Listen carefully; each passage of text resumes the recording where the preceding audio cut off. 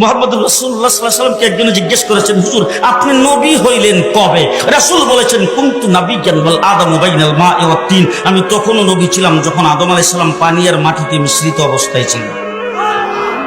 জিবরাইল আমিন এসে একদিন রাসূলকে জিজ্ঞেস করতেছেন, হুজুর আপনার বয়স কত? রাসূলুল্লাহ সাল্লাল্লাহু আলাইহি ওয়াসাল্লাম জিবরাইলকে জিজ্ঞেস করতেছে, জিবরাইল আমার বয়স পরে বলবো, আগে বলো তোমার বয়স কত? আগে বলো তোমার বয়স কত? জিবরাইল আমিন, হুজুর আমার ডেট অফ বার্থ জানা নাই। বুঝেন নাই? ডেট অফ বার্থ আমার জানা নাই, তবে একটা ঘটনা যদি আপনার কাছে বলি, এটা দিয়ে হিসাব করে আপনি আমার বয়স কত এটা বের করতে পারবেন। আপনারা কাহিল হয়ে গেছেন, কথা শুনতেছেন?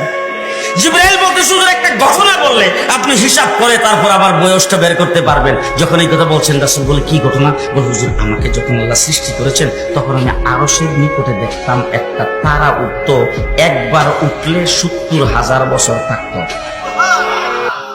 কয় বছর? ৭০,০০০ বছর। এরপরে যখন অস্ত যাইতো ৭০,০০০ বছর পর্যন্ত চলে যেত, আবার যখন উঠতো ৭০,০০০ বছর থাকতো। একবার উঠলে ৭০,০০০, অস্ত গেলে ৭০,০০০।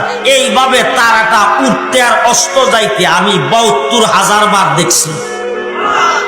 হুজুর এখন হিসাব করে আমার বয়সটা কত এটা আপনি বের করে নেন। রাসূলুল্লাহ সাল্লাল্লাহু আলাইহি সাল্লাম বলেন, হিসাব করার জন্য তো ক্যালকুলেটর মেশিন লাগবে, সেই মেশিনটা তো এখন নাই, হিসাবটা পরে করব, আগে বলো দেখি তারাটার নাম কি, কোথায় থেকে আসতো, এটার পরিচয় কি? জিবরাইল আমিন বলেন, হুজুর এই সম্পর্কে আমি কিছুই জানি না। আল্লাহর নবী বলেন, আমার কাছ থেকে জেনে নাও, যে তারাটারে তুমি উঠতে দেখতা, অস্ত যাইতে দেখতা, সেই তারাটাই ছিলাম আমি।